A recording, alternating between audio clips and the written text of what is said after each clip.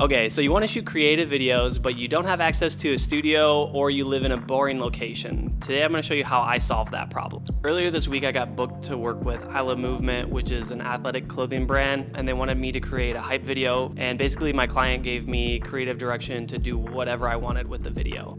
The only problem was I live in Akron, Ohio, and the weather is terrible and is just overall not a very interesting location to shoot at, so I decided to shoot the whole thing in my basement.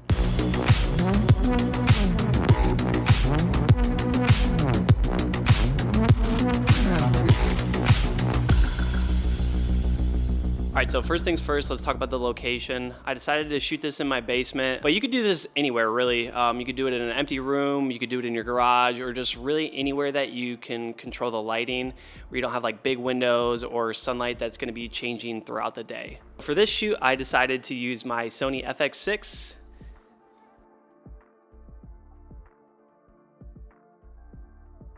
Aperture 300D and the Nanlite Pavo tubes. And if you ask me which piece of equipment I own that is my favorite, I would 100% say the Nanlite Pavo tubes. These things are just amazing. You can set them to any color you want. They also do any Kelvin you want. They're super small and versatile, and I pretty much just bring them everywhere with me. So how I set this up was I had a 9-foot gray backdrop. I use this because it's just a neutral color. You could use white, but I was kind of going for like a little bit more of a dark or moody vibe, somewhat kind of like Euphoria.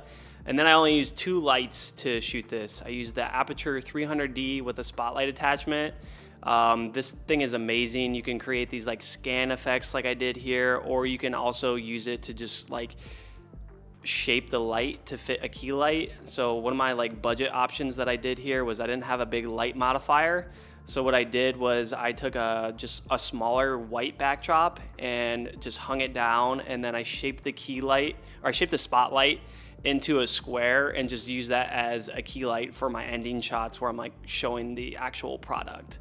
And then for the background, I had the Nanlite Pavo tube set up, and this is acting like a rim light. It's kind of just separating the subject from the background so they're not getting lost. And then it's also adding light to the background, or in this case, it's adding color. I chose to do some of the shots with my subjects standing underneath the Pavo tube so that they're kind of just like all like monochromatic, one color, moody, top-down lighting. And then I did some shots where they're standing in front of the light. That way it's not affecting their skin tones. For my composition choices, this is always a little tough. My client's target audience is mainly social media, so I need to shoot everything vertical. And there's a couple of different ways you could do this. One way is to just turn the camera vertically.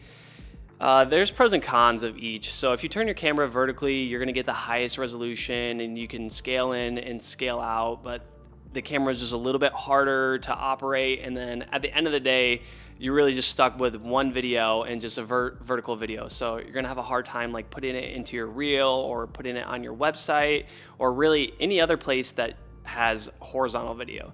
So in my opinion, my favorite way to do this is to just mount my camera horizontally, regular way, and then set my monitor to a crop mode to where it shows what the image is gonna look like horizontally. And then I pretty much just shoot the whole thing as if I was shooting horizontal, just keeping in mind that the final edit is gonna be vertical.